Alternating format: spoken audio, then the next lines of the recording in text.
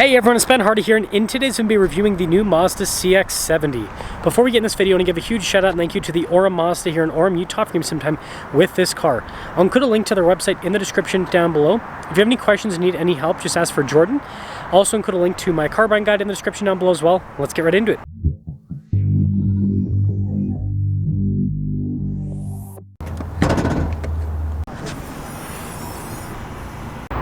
Under the hood, we have a turbocharged 3.3 liter inline-6 that goes through an 8-speed automatic transmission.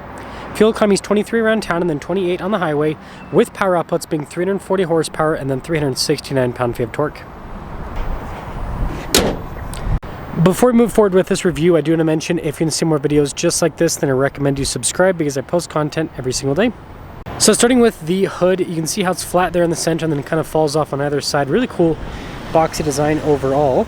And then taking a look at the headlights down below, I think this whole section looks really good on the CX-70. And I like how the grille's blacked out, and then you can see with that trim there, just darker in coloration. Same thing at the bottom.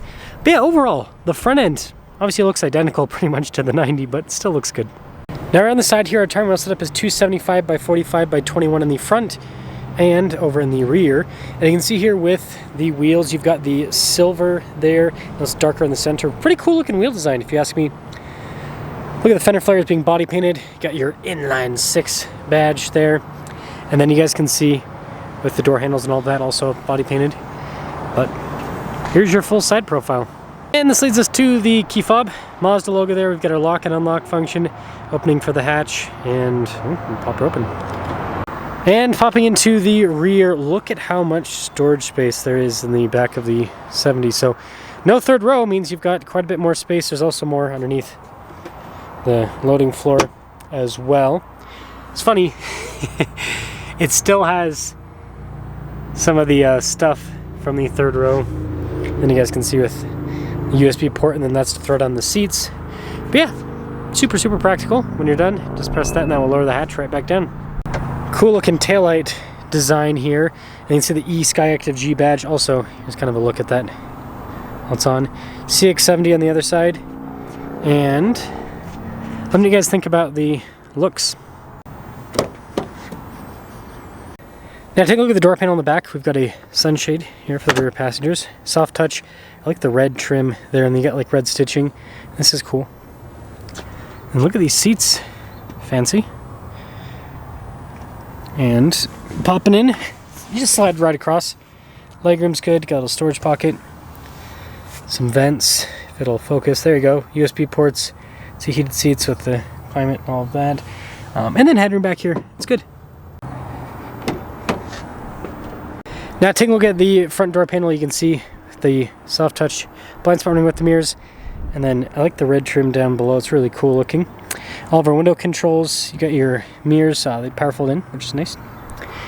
And then, look at that. Really nice trim on the front seat, just like the back. Power adjustments there on the side. And then this is cool with the red there. And then the whole dash is soft touch across. And then you can see down below, you've got stuff for like the traction control, for example. Turn off the auto stop, start your memory seats, all of that.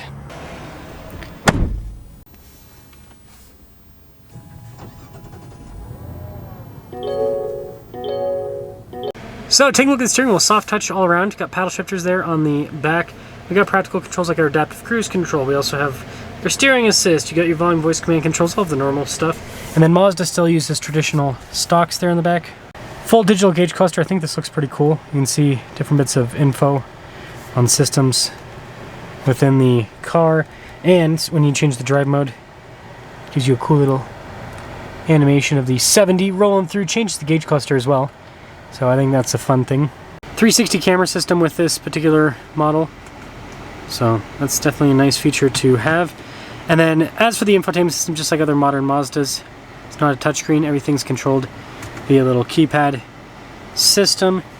So yeah, easy to use. I like the red down below on the dash. And then this is cool with the vents. I don't know if those are going to pop up very well. And then we've got our own climate zone, dual zone climate rather. Heated and ventilated seats, heated steering wheel, all of that, which we're going to pop that on. It's getting pretty toasty today. You can see the little storage area, your drive mode select. Shifter here for the 8-speed, and then you can see with the hill descent control, and then that's for the camera system, just pop it on. Got some cup holders here, you got a nice trim like this whole trim section. This is the infotainment system, so again, not a touchscreen, it's all controlled with that little section. Big center console. Like, again, the trim in this, something you have to stop by in person and see, because everything just feels high quality. Yeah, even with the glove box handle. And then we've got a control here for our panoramic center. So it's going to be kind of hard to see, but 2025 CX-70. This is a Turbo S, so the upgraded powertrain premium. 53,905 is the total MSRP. And let's see how it drives.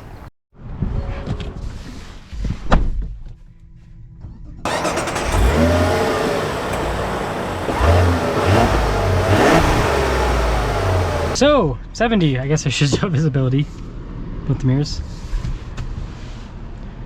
The rest of the rear, not bad. Maiden voyage. I'm reviewing this and then also a fully loaded one. It's that one that's in the zircon sand, really cool color.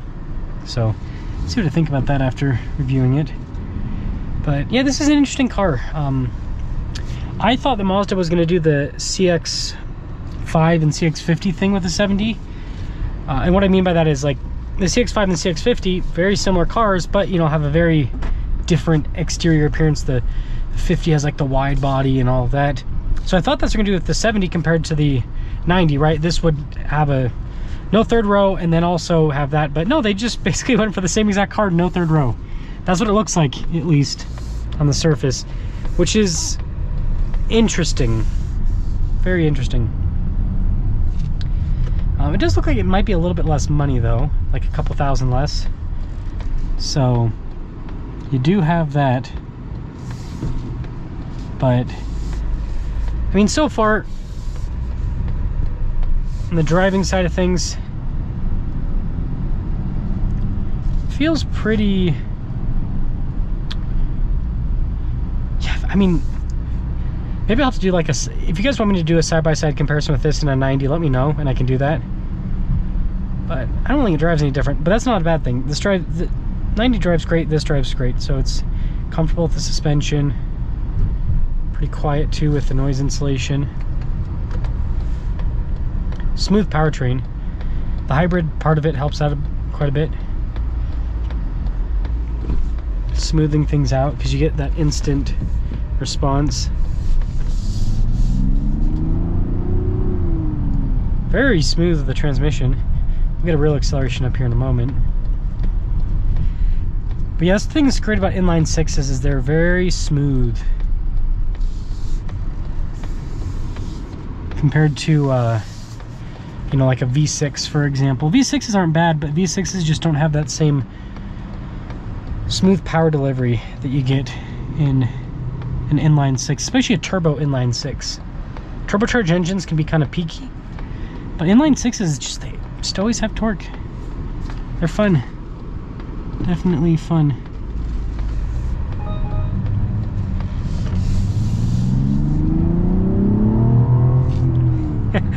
Yeah, it's pretty quick. Pretty quick. Distracted driver detected? What are you talking about? So whenever I have the GoPro on, it always confuses systems. Distracted driver. You're a distracted driver. Mazda CX-70. So, all in all, I think it drives well. I think that I need to do some comparisons with this. I think the 90, that might be one to do. And then BMW X5, I think that would be a pretty cool comparison to do. But let me know what you guys think about the CX-70.